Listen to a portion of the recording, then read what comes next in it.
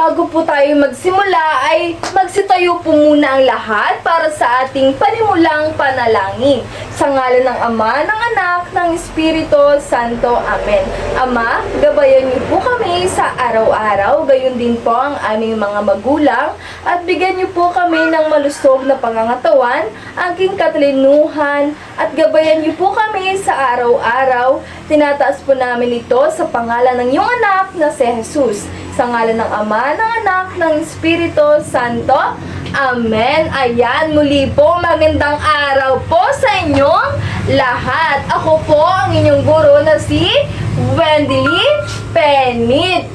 Pero po, pwede nyo po akong tawaging Teacher Wendy. Sino nga po ulit ako? Teacher Wendy. Ayan, napakahusay.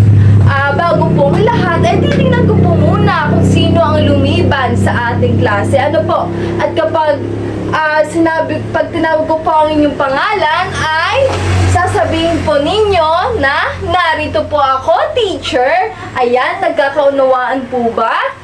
Ayan. Otcharan. Ayan, napakahusay at nandito po siya. Ano po?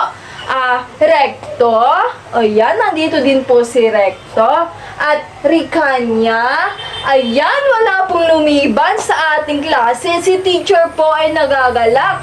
At wala pong lumiban sa ating klase ngayon. Ayan. At bago po ang lahat, ay may inhanda po akong alituntunin dito sa ating klase.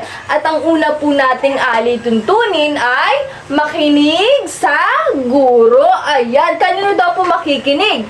Sa guro or sa akin na inyong guro. Ano po? At pangalawa po nating alituntunin ay itaas ang kamay kapag gustong sumagot. Alin daw po ang itataas, mga bata? Ang kamay po. Ayan, napakahusay. At ang ikatlo po nating alituntunin ay maging aktibo. Bakit daw po natin laging aktibo dito sa ating klase? Dahil para po masundan natin ang ating tinatalakay at magkaroon tayo ng maraming kaalaman. Ayan, napakahusay. At noong nakaraan po ay tinalakay natin ang pandiwa. Ano nga po ulit ang pandiwa? Ayan, napakahusay. Ang pandiwa po ay naglalaman ng salitang kilos o galaw. Ayan, mga bata, bago po tayo dumako sa ating talakayan ay may hinanda po ako sa inyong isang aktibidad. At ang aktibidad na po ito ay isang laro. Sino po dito ang gustong maglaro? Ayan, lahat po ay gustong maglaro. Ang tawag po sa larong ito ay Simon Says. Sino po bang nakakaalam kung alin po ang Simon Says na laro? Ayan, ang Simon Says po ay kapag may Simon Says sa unahan na sasabihin ko ay dapat sundin ang aking sinabi. At kapag wala namang Simon Says sa sinabi ko, ay hindi po susundin. Ano po, nagkakaintindihan po ba? Ayan, napakahusay. Simulan na po natin. Simon Says, kapitan ng ulo. Ayan. Ayan, napakahusay. Ipadyak ang paa. Ayan. Ayan, mga bata, nag-enjoy po ba kayo sa ating ginawang laro? Ayan, napakahusay. At ngayon naman, mga bata, meron ako ditong tatlong larawan. Una ay sa loob ng bahay. At ang ikalawa ay sa kalye. At ang ikatlo ay sa loob ng paaralan o sa loob ng klase. Ano po?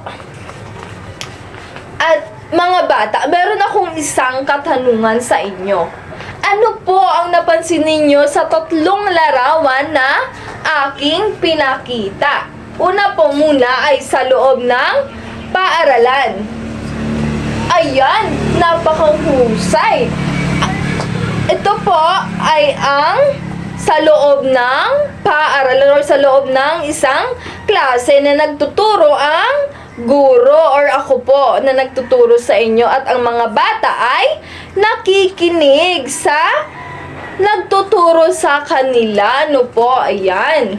At ang pangalawa po, sa loob ng bahay. Ano po ang inyong napansin? Ayan, napakahusay. Naglilinis po ang mga bata sa loob ng bahay. Napakahusay. At ang ikatlo po, ano po ang inyong napansin? Ayan, napakahusay. Sa kalye po ay tamang sumusunod ang mga tao sa tamang tawiran. Ayan. So, ano po ang napansin ninyo or ano po kaya ang ating tatalakayin natin? Ayan, napakahusay. Tama po ang iyong sinabi. Ang pagsunod sa panuto. Ayan. Panuto. Ano po ba pag sinabi nating panuto? Ang panuto po, mga bata, ay mga tagubiling dapat sundin upang magawa ng tama ang isang gawain. Kapag marunong tayong sumunod, magiging maayos at ligtas ang ating paligid. Ayan mga bata, naiintindihan po ba ang panuto at ang kahulugan nito? Ayan, meron po akong 3 katanungan. Ano po? Ano nga po ulit ang panuto?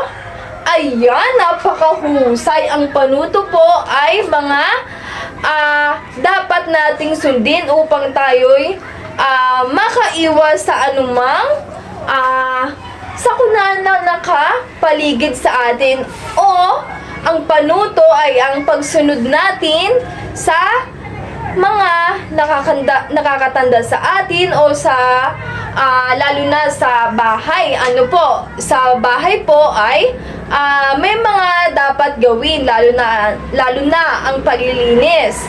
Ano po? At ang mga dapat pa nating ibang gawin sa loob ng tahanan. At sinabi ko po kanina, sa loob ng paaralan. Ano po ginagawa natin sa loob ng paaralan? O sa loob ng isang klase? Tayo po ay nakikinig sa ating guro. At gumagawa din po tayo ng mga aktibidad na binibigay sa atin ng ating guro. At ang isa pa, yung sinabi ko kanina, nasa kalye. Ano po, dapat marunong tayong sumunod sa labas, lalo na sa kalye nga, yung sinabi ko kanina na pagsunod sa red light at green light. Ano po, para makaiwas po tayo sa aksidente. Ayan. At ang ikalawa pong tanong ay, bakit po natin laging sundin ang panuto? Ayan, napakahusay. Lagi po natin sundin ang panuto upang tayo po ay maging tama sa ating mga ginagawa. Ayan po, napakahusay ng iyong sagot. At ang pangatlo pong katanungan ay, sumusunod po ba tayo lagi sa mga panuto o sa mga utos na nakikita natin o inuutos ng ating mga magulang? Ayan. Ayan, napakahusay at sumusunod po sila sa mga utos ng kanilang magulang. Ngayon naman mga bata ay alam kong lubos nilang nauunawaan ang pagsunod sa panuto. Ay ngayon naman ay may handa akong isang aktibidad at ang gagawin nyo lamang ay papangkatin ko muna kayo sa 2 pangkat. Ito ang unang pangkat at ang ikalawang pangkat. At ang bawat pangkat po ay may 2 magpepresenta ng kanilang grupo. At ang gagawin lamang po ng 2 nagpepresenta ng kanilang grupo ay susundin lamang po ang bawat panuto na aking inhanda sa mga perasong papel na na sa bawat space ng inyong lapag ay may hinanda ako mga papel yan at kailangan inyong basahin at sundin ang mga nakalagay na mga utos o dapat gawin ng isang tao. Ayan po. Nauunawaan po ba mga bata? At ang inyo pong pamantayan para sa inyong gagawing aktibidad ay masunod ang bawat panuto, 15 puntos at may pagtutulungan 15 puntos at ang kabuuan po nito ay 30 puntos. Ayan. Maaari na po tayo magsimula. Ayan, ngayon mga bata, may nahanda po ulit akong isang aktibidad sa inyo. Ang pangalan po ng ating aktibidad ngayon ay mahusay mong sundin. At ang panuto nito ay una, kumuha ng papel at ballpen. Kumuha daw po ng papel at ballpen. At ang ikalawa ay gumuhit ng kahit anong larawan na nakikita ninyo sa inyong paligid. Ayan, gumuhit daw po ng larawan na nakikita ninyo sa inyong paligid. Ayan, at ang ikatlo pong panuto na sinasabi dito ay at isulat sa ibaba kung anong larawan ang nakita ninyo. Isulat daw po sa ibaba ang nakita ninyong larawan. At ang ikaapat po na panuto ay at kung nagawa ninyo lahat ang mga panuto, isulat naman sa ibaba ang salitang ako ay marunong sumunod sa panuto. Ayan. At kung nagawa na po ninyo lahat ang sinabi sa ikatlo ay ang gagawin niyo na po sa pang-apat ay isusulat ninyo ang salitang ako ay marunong sumunod sa panuto. Ayan, nauunawaan po ba mga bata? Ayan. At para naman po sa walang kakayahang gawin, ang gawain ay magbibigay po ako ng isang aktibidad sa inyo at ididikit po ninyo ito sa isang malinis na papel. Nagkakaintindihan po ba mga bata?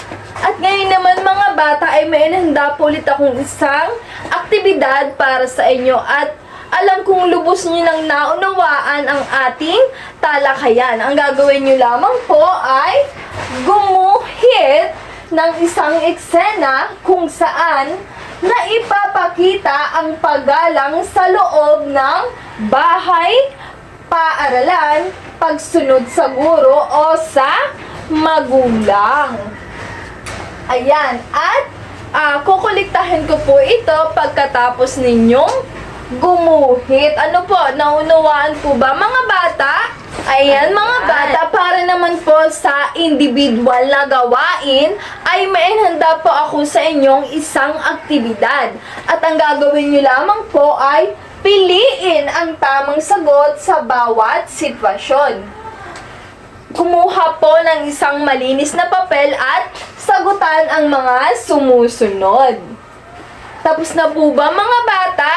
Ayan, atin po natin suriin kung alin po ba ang tama sa mga katanungan. Una, bago kumain, dapat mong ang pamilian po ay maghugas ng kamay o maglaro muna. Ang kasagutan po ay maghugas po muna ng kamay. Ayan. At ang ikalawa pong katanungan ay sa silid-aralan.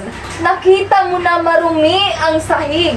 Ano ang dapat gawin? At ang pamilian po ay tumahimik lang o linisin ito. At ang kasagutan po ay linisin ito. Ayan. At ang ikatlo pong katanungan ay habang tumatawid, nakita mong pula ang nakailaw. Ano ang iyong gagawin?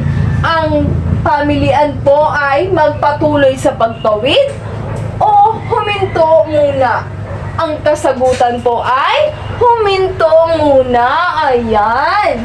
At ang ika-4 po ay inutusan ka ng iyong nanay na bumili. Ano ang gagawin mo? At ang pamilian po ay huwag pansinin o sundin ang utos. Ang kasagutan po ay sundin ang utos. At ang ika-5 po ay nakita mo ang iyong lolo at lola.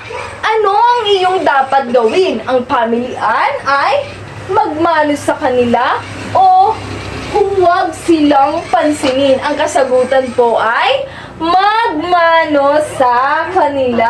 Ayan. Sino pa ang nakakuha ng 5 puntos? Ayan. Napakarami nakakuha ng 5 puntos. Ngayon mga bata, ay bago po kayo magsiuwi, ay may handa po muna akong isang takdang aralin para sa inyo. At ang inyong takdang aralin po na gagawin ay mag-interview sa bahay at tanungin si nanay o si tatay o si lolo at si lola ng 3 panuto na kanilang ibinibigay sa inyo araw-araw. Ayan. Naisulat na po ba ang takdang aralin? Ayan. Bago po ang lahat ay kunin na po ninyo ang inyong mga papel at mga gamit at ipasok na po ninyo ito sa inyong bag at maaari na po tayong magsitayo upang sa ating pangwakas na panalangin. Ayan. Sa ngalan ng Ama, ng Anak, ng Espiritu Santo. Amen. Ama, gabayan mo po kami sa aming pang-araw-araw at gayon din po sa kasalukuyan at gabayan niyo po kami sa aming pang-araw-araw na gawain at bigyan mo po kami ng malakas na pangangatawan at ang aking katalinuhan. Itinataas po namin ito sa pangalan ng iyong anak na si Jesus. Sa ngalan ng Ama, ng Anak, ng Espiritu Santo. Amen. Ayan. Paalam mga bata.